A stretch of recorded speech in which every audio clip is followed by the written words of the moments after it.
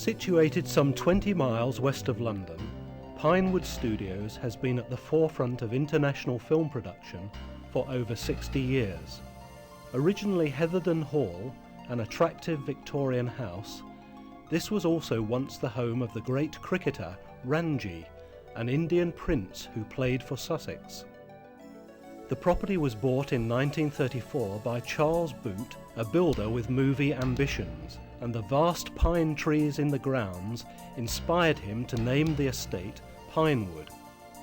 In 1935, Boot met J. Arthur Rank, and they became partners in the studio project. In December of that year, construction began. The studios were finished 9 months later, the most streamlined and efficient in the world. As soon as the new facilities were ready, Herbert Wilcox hired Pinewood to complete his production of London Melody with Anna Neagle. The first film to be made entirely at Pinewood was Talk of the Devil, directed by a young Carol Reed. Perhaps the most famous film to be made before the outbreak of war was Pygmalion, starring Leslie Howard and Wendy Hiller. During the Second World War, Pinewood was requisitioned, although in 1942 the Army Film Production Unit was based there and many classic films finished.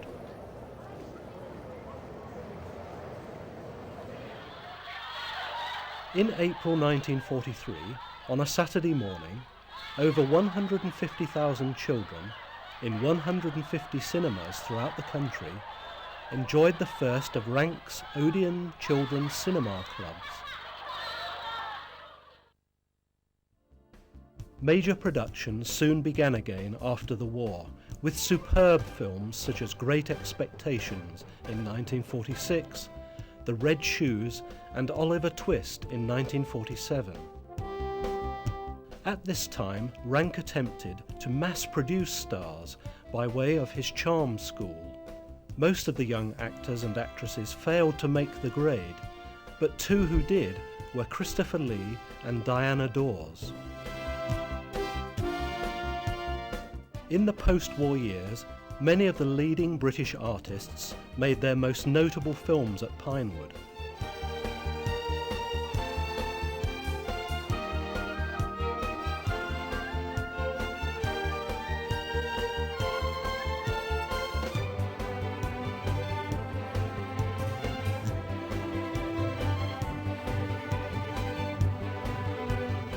Pinewood's reputation grew and soon became a world leader in feature film production.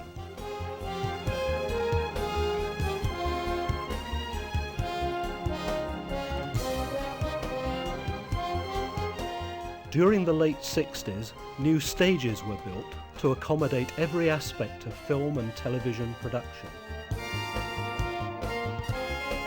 The tradition of technical excellence continues at Pinewood, hosting many feature film productions in recent years.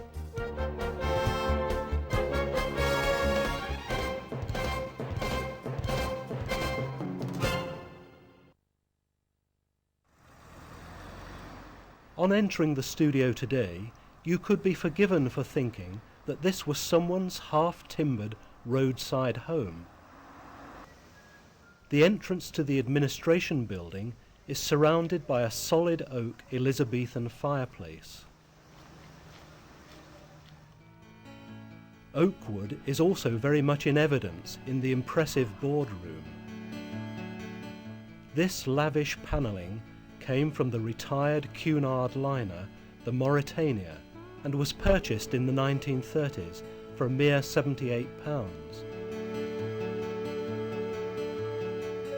J. Arthur, later to become Lord Rank, is still honoured with pride of place in this magnificent setting. The great ballroom of the original mansion became an executive restaurant. In the early days of the studio, fresh vegetables grown in the kitchen gardens were served exclusively for lunch. The adjoining room was turned into a sumptuous cocktail bar. The Gatsby Suite is so called as this was an addition to the house constructed for the film The Great Gatsby. Part of the mansion is devoted to a studio picture gallery with paintings from the Mauritania displayed at each end.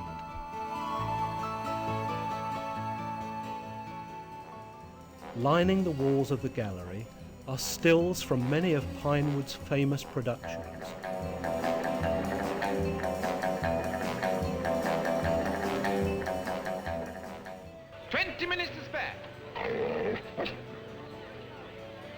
How about a drink to celebrate? Love one. Oh, I can hardly believe it. Little me in the King's Arms. Well, it's the best boozer in town. The studio administration block was built behind the mansion and was designed to blend in with the grounds.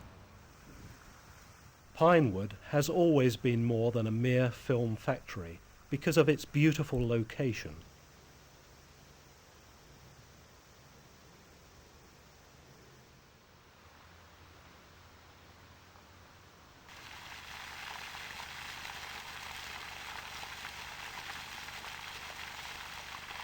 The first employees were entranced by the spectacular gardens and surroundings.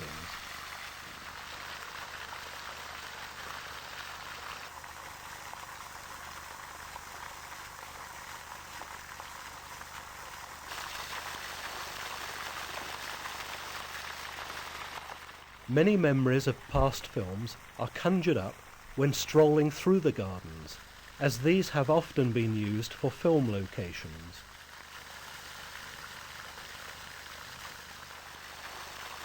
Today, Pinewood boasts Europe's largest exterior tank, which is about an acre in extent. The tank has a capacity of 800,000 gallons, and the backdrop behind it is 250 feet long by 60 feet high. Used for both film and TV, in recent years the tank has been a major set for the film First Night, as well as the television production Hornblower.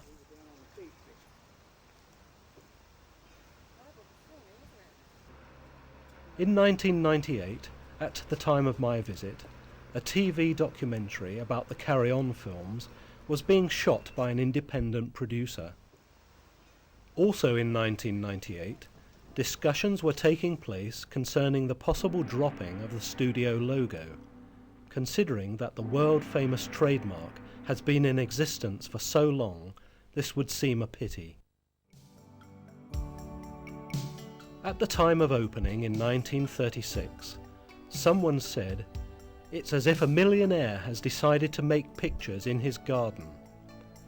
Some 60 years later, Pinewood continues to blossom and flourish.